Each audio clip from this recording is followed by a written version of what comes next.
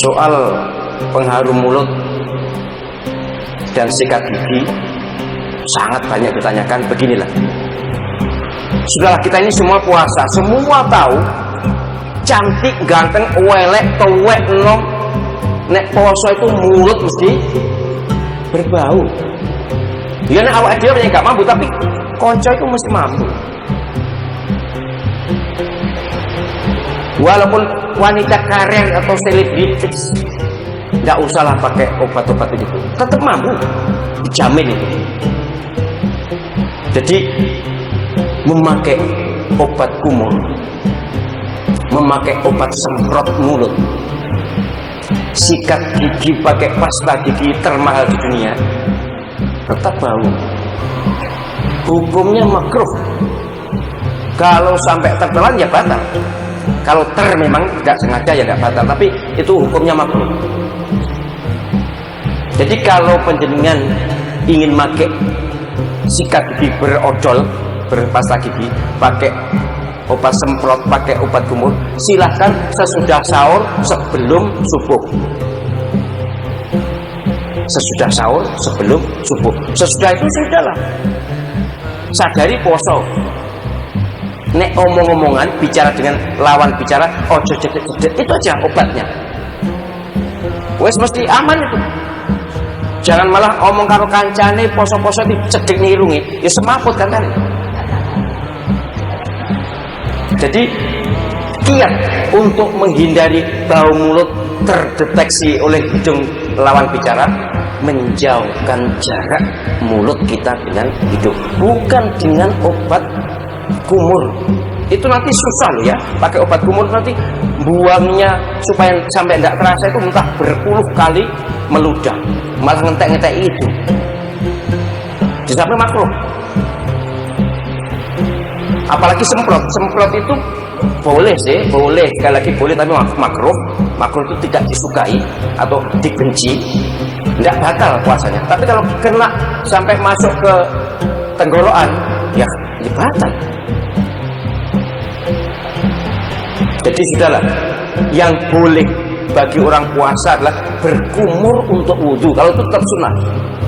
Nabi SAW dalam keadaan puasa tetap istinsyak, menghisap air di hidung sepantasnya, nggak sampai kelelen, kemudian berkumur sepantasnya. Itu tetap sunnah.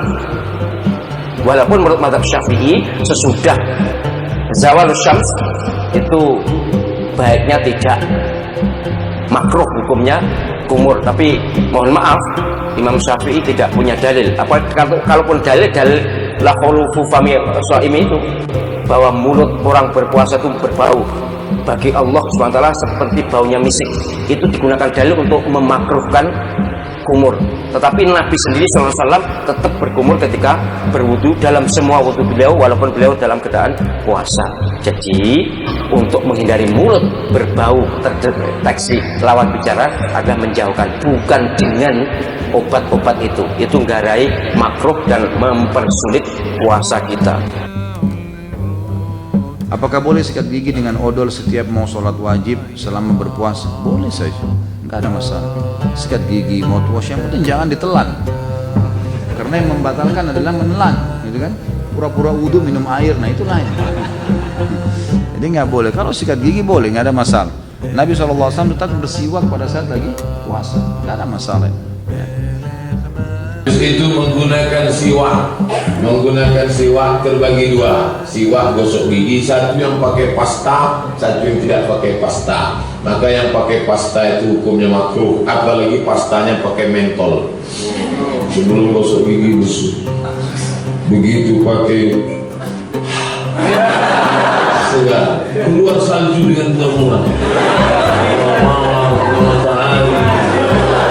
Sigar, maka jangan. Amal sigar dianjurkan gosok gigi pada bulan suci Ramadan setelah sholat zuhur. Begitu macam. Kalau pagi tak apa-apa, jam 8, jam 9 tak apa-apa. Tapi setelah tergelincir, kenapa? Karena mengurangi. La khalufu famis sha'im atyabu indallah min rihil miski. Mulut orang berpuasa lebih harum daripada semerbak kasturi. kata Ustaz penceramah, lalu dipahaminya, kalau gitu makin busuk makin harum. Dia tak gosok gigi. Maknanya bukan gitu. Maknanya tetap gosok gigi bersih-bersih. Ustaz gosok giginya kapan? Waktu imsak. Habis makan saya gosok gigi bersih. Nanti jam 8 dan 9 tak perlu lagi, sudah bersih. Menjelang zuhur ditahan. Toh tak ada masuk apa-apa. Meludah. Ini bagus tentang masalah gosok gigi. Gosok gigi hukumnya boleh, tapi kalau sampai memberikan kesegaran yang luar biasa, maka dia merusak puasa. Waalaikumsalam warahmatullahi wabarakatuh. Ana mau tanya, kalau misalkan sikat gigi di pagi harinya bisa membatalkan puasa atau mengurangi pahala puasa? Saya masih belum jelas dengan hukumnya. Abdurrahman Al-Fadil dari Sukabumi, Hubun Dunia. Ya, Sukabumi, suka itu hubun, bumi itu dunia, kan? Sukabumi, hubun dunia. Baik. Menggosok gigi itu terbagi dua. Bisa menggunakan pasta, bisa tidak. Jelas ya? Maka kalau Anda sekedar menggosok gigi dengan siwak misalnya, ya, maksud siwak ini kayu, ud sebetulnya, ud. Siwaknya itu yang digunakan, atau udnya, batangnya untuk membersihkan bagian-bagian tertentu di gigi. Sepanjang tidak ada pastanya di sini, maka ulama di sini cenderung meringankan, gak ada masalah untuk membersihkan.